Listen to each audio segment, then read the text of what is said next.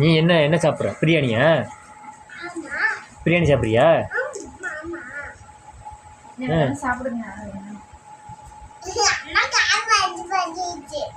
யார் போட்டி வைப்போம்? இப்போ யார் நீனா நானான்னு போட்டி வச்சுருவோம்.